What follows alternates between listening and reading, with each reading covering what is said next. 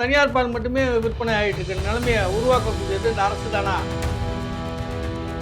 ஆவினுக்கு கொடுக்குற பாலை நாங்கள் நிப்பாட்ட போறோம் அப்படின்னு சொல்லிட்டு பால் உற்பத்தியாளர்கள் சொல்லியிருக்காங்க. என்ன சொல்லியிருக்காங்கன்னா, நாளை மறுநாள் முதல் நாங்கள் அரசு ஆவின் பாலுக்கு கொடுக்கக்கூடிய பாலை நாங்கள் நிப்பாட்ட போறோம் அப்படின்னு இருக்காங்க. 3 ஆதாரங்கள் நாங்கள் என்னுடைய டேபிள்ல இருக்கு, நிதியமைச்சர் போற போக்குல சொல்லலை அப்படின்னு முதலமைச்சர் சொன்னாங்க. நம்ம எதிர்கட்சி தலைவர் இருக்கக்கூடிய உதயநிதி என்ன சொல்றாருன்னா, நீங்க ஏன் அதை லேட் பண்ணீங்க? நீங்க என்ன ஜோசியத்தை கேட்கணுமா? 59 உறுப்பினர்களும் கார் வாங்க மாட்டோம் அப்படின்னு சொல்லி அறிவிச்சிருக்காங்க. நல்ல விஷயம் தான். அதே மாதிரி அதிமுக பொதுச் செயலாளர் மரியாதைக்குரிய எடப்பாடி பழனிசாமி அவர்கள் எங்க சட்டமன்ற உறுப்பினர்களும் கார் வாங்க மாட்டோம், கார் தேவையில்லை, அரசின் நிதிநிலையை கட்டுப்படுத்து கார் வேணாம் சொல்லி அறிவிச்சிருக்காங்க. கம்யூனிஸ்ட் கட்சியை சேர்ந்த உறுப்பினர்களுக்கு கார் தேவையில்லை அப்படின்னு இருக்காரு. இது உண்மையிலே ஒரு ஆச்சரியப்படக்கூடிய விஷயம் தான். என்ன அப்படின்னா, தலிராமச்சந்திரன் அவர்கள் நல்ல வசதி வாய்ப்பு உள்ளவர். அந்த கட்சியை சார்ந்தவர்கள் பாத்தீங்கன்னா ஒரு 4 எம்எல்ஏக்கள் இருக்காங்கன்னு வைங்களேன். அந்த 4 எம்எல்ஏக்களை 2 எம்எல்ஏ 3 எம்எல்ஏ மிகவும் பின்தங்கிய பொருளாதார நிலையில பின்தங்கி இருப்பாங்க. ஒரு தனிநபர் தாக்குதல் அதிகமா இருக்கும் அப்படின்றது சட்டமன்ற நிகழ்ச்சியை இப்ப நேரடியா பார்க்கல நமக்கு தெரியும். மரியாதைக்குரிய அமைச்சர் ஆதவர்ஜுன் அவர்கள் பேசுறாரு, நீங்க கார் வேணாம்னு சொல்றீங்க, ஆனா பாத்தீங்கன்னா எதிர்கட்சி தலைவராக இருக்க உங்களுக்கு அரசு வீடு கொடுத்துருக்கு. இந்த நாள் இனிய நாள். வணக்கம் அன்பு உறவுகளே. இன்னைக்கு என்ன பார்க்க போறோம்னா, ஒரு 2-3 நாட்களுக்கு முன்னால நம்ம முதல்வர் அவர்கள் ஆவின் உற்பத்தியாளருக்கு கொள்முதல் விலையை உயர்த்தி தருவோம் அப்படின்னு சொல்லிட்டு அறிவிச்சாங்க. அது கூட நல்ல ஒரு வரவேற்பத்தக்க ஒரு அறிவிப்பு அப்படின்னு சொல்லி நம்ம பேசியிருந்தோம். அது இன்னைக்கு பாத்தீங்கன்னா, ஆவின் கூட்டுறவு சங்கங்கள் பல சங்கங்கள் ஒன்றிணைந்து, ஆவின் உற்பத்தியாளர்கள் பல பேர் ஒன்றிணைந்து ஒரு அறிவிப்பை வெளியிட்டிருக்காங்க. என்ன அறிவிப்பை வெளியிட்டிருக்காங்கன்னா, சென்னைக்கு மட்டுமே, நான் தமிழ்நாடு முழுக்க விட்டுருங்க, சென்னைக்கு மட்டுமே குறைஞ்சபட்சம் ஒரு 50 லட்சம் லிட்டர் பால் தேவைப்படுது. ஆனா அரசுகிட்ட நாங்க விற்கிற பாத்தீங்கன்னா, எங்கிட்ட கொள்முதல் பண்றது, நாங்க அரசுகிட்ட கொடுக்கறது பாத்தீங்கன்னா வெறும் 15 லட்சம் லிட்டர் தான் கொடுக்குறோம். மீதி 35 லட்சம் லிட்டர் வெளிமாநிலத்தை சேர்ந்த தனியார் பால் விற்பனையாளர்கள் எங்கிட்ட கொள்முதல் பண்றாங்க. அதை நாங்க விருப்பப்பட்டு தான் கொடுக்குறோம். என்ன காரணம்னா, தமிழ்நாடு அரசு கொடுக்கறத விட ஒரு லிட்டருக்கு 5 ரூபா அதிகமா அவங்க கொடுக்குறாங்க. அதனால நாங்க அவங்ககிட்ட கொடுக்குறோம் அப்படின்னு சொல்லியிருக்காங்க. 50 லட்சம் லிட்டர் சென்னைக்கு மட்டுமே தேவைப்படுற இடத்துல 15 லட்சம் லிட்டர் தான் அரசு கொள்முதல் பண்ணி ஆவின் மூலமா மக்களுக்கு கொடுக்குறாங்க. மீதி 35 லட்சம் லிட்டர் தனியார் பால் உற்பத்தியாளர் கொள்முதல் பண்ணி தனியார் பால் மட்டுமே விற்பனை ஆகிட்டு இருக்கிற நிலைமையை உருவாக்கக்கூடியது இந்த அரசு தானா அப்படின்றத ஒரு கேள்வியா வைக்கிறோம். தனியார் பால் உற்பத்தியாளர்கள்ட்ட வாங்குற விலைய நம்ம அரசு உற்பத்தியாளர்கிட்ட அதே விலையை கொடுத்து வாங்கினா அந்த 50 லட்சம் லிட்டர் பாலுமே ஆவினுக்கு வரும். அதை நுகர்வோருக்கு கொடுக்கலாம். அதை ஏன் அரசு பண்ணல அப்படின்ற ஒரு கேள்விய இன்னைக்கு இருக்கு. இதையொட்டி இந்த ஆவினுக்கு கொடுக்குற பாலை நாங்க நிப்பாட்ட போறோம் அப்படின்னு சொல்லிட்டு பால் உற்பத்தியாளர்கள் சொல்லியிருக்காங்க. என்ன சொல்லியிருக்காங்கன்னா, நாளை மறுநாள் முதல் நாங்கள் அரசுக்கு ஆவின் பாலுக்கு கொடுக்கக்கூடிய பாலை நாங்க நிப்பாட்ட போறோம் அப்படின்னு இருக்காங்க. எங்களுக்கு இன்னும் விலையை உயர்த்தி தரணும், தனியார்கள் எங்களுக்கு கொள்முதல் பண்ற விலைக்கு அரசு வாங்கணும், அதுக்கு கண்டிச்சு நாளை மறுநாள் முதல் நாங்கள் பால் உற்பத்தியை அரசுக்கு கொடுக்கறத நாங்க நிப்பாட்ட போறோம் அப்படின்னு சொல்லியிருக்காங்க. பாப்பா அரசு என்ன முடிவு பண்ணி அவங்ககிட்ட பேச்சுவார்த்தை நடத்துறாங்களா என்னன்னு பார்க்கலாம். நல்ல சுமூகமா முடியணும். ஏன்னா ஆவின் பால் ஒரு மிகப்பெரிய ஒரு அத்தியாவசிய பொருள்ன்றனால உற்பத்தியாளர்கிட்ட அரசு பேசி அதை சுமூகமா முடிச்சு நுகர்வோருக்கு பால் கிடைக்கிற அளவுக்கு, தட்டுப்பாடு இல்லாத அளவுக்கு மக்களுக்கு கொடுக்கணும்னு தான் நம்ம சொல்றோம். அப்புறம் பாத்தீங்கன்னா, நேற்றைய தினம் பாத்தீங்கன்னா, இந்த தெரியும் எங்கிட்ட ஆதாரம் இருக்கு, 3 ஆதாரங்கள் நாங்க என்னுடைய டேபிள்ல இருக்கு, நிதியமைச்சர் போற போக்குல சொல்லலை அப்படின்னு முதலமைச்சர் சொன்னாங்க. அதுக்கு நேற்று அதை பத்தி ஒரு மிகப்பெரிய ஒரு ஆர்குமெண்ட் எல்லாம் நடத்தி நம்ம செய்தியில பார்த்திருப்போம், டிவியில நேரடியா தொலைக்காட்சியில பார்த்திருப்போம். என்ன சொல்றாங்கன்னா, நம்ம எதிர்கட்சி தலைவராக இருக்கக்கூடிய உதயநிதி என்ன சொல்றாருன்னா, நீங்க ஏன் அதை லேட் பண்றீங்க? நீங்க என்ன ஜோசியத்தை கேட்கணுமா? 3 கோப்புகள் இருக்கு, அந்த கோப்புகளை திறந்தால் உங்களுடைய நீங்க தவறுகளா வெளிப்படும் அப்படின்னு சொல்ற நீங்க, அதை ஏன் அந்த கோப்புகளை திறக்காம இருக்கீங்க? யார்கிட்ட கேட்கணும்? யாருக்காக வெயிட் பண்றீங்க?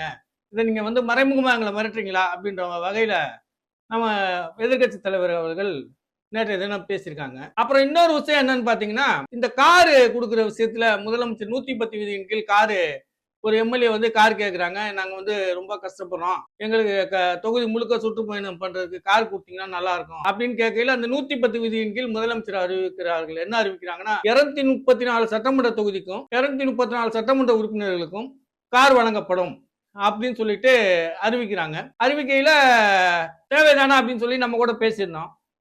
இதை பத்தி மறுநாள் பார்த்தீங்கன்னா சட்டமன்றத்தில் மிகப்பெரிய விவாதம் நடந்து பிரதான எதிர்க்கட்சியாக இருக்கக்கூடிய திமுக எங்கள் சட்டமன்றத்தை சேர்ந்த 59 உறுப்பினர்களும் கார் வேணாம் வாங்க மாட்டோம் அப்படின்னு சொல்லி அறிவிச்சிருக்காங்க. நல்ல விஷயம்தான்.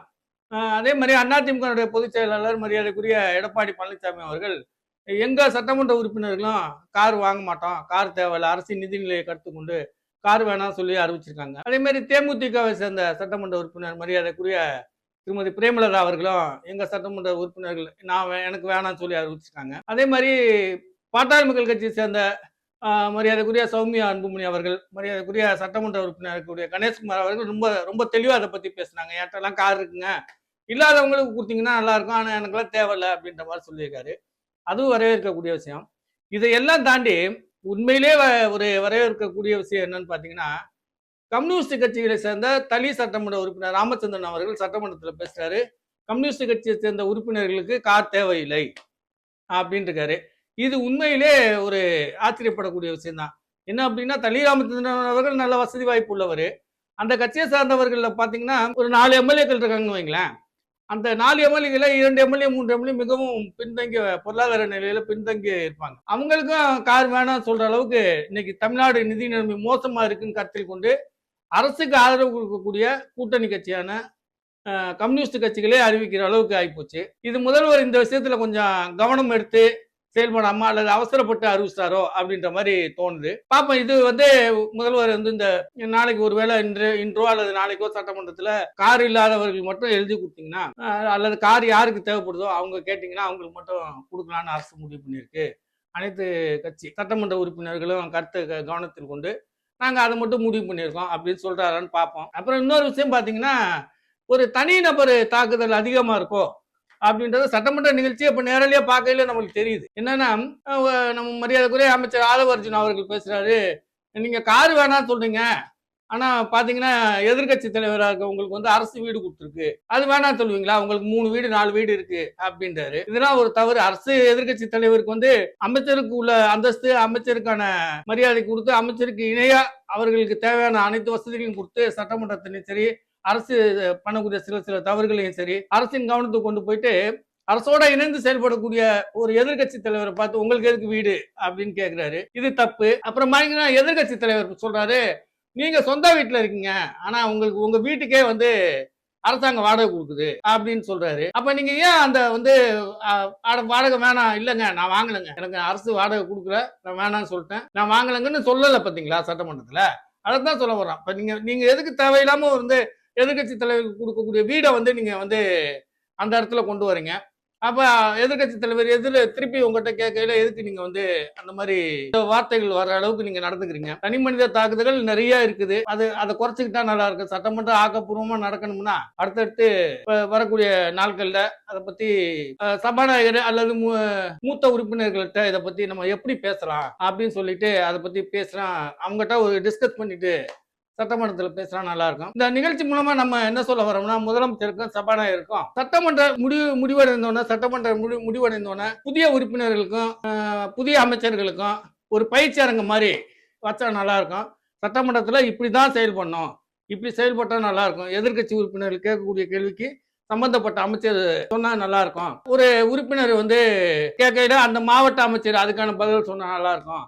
இப்படியெல்லாம் அது அவங்களுக்கு பயிற்சி கொடுத்தா ஒரு பயிற்சி வகுப்பு மாதிரி 1 வாரமோ 10 நாளோ ஒரு பயிற்சி வகுப்பு நடத்தி அடுத்த ஒரு சட்டமன்றத்தில் மிக சிறப்பாக செயல்படக்கூடிய அளவுக்கு கொண்டு வரதுக்கான முயற்சியை முதலமைச்சரும் சபாநாயகர் அவர்களும் எடுத்தா நல்லா இருக்கும். பாப்போம். நீ வேற அடுத்தடுத்த காலங்களில் இது மாதிரி எல்லாம் ஆக்கப்பூர்வமா இந்த தனி மனித, அதாவது பாத்தீங்கன்னா நம்ம அறநிலையத்துறை அமைச்சர்கள் பேசுறாங்க, முதலமைச்சர் வரையில எதிர்கட்சி தலைவர் எந்திரிச்சு நிற்க மாட்டாரு அப்படின்னு. அது அவர் கேட்டது தவறு.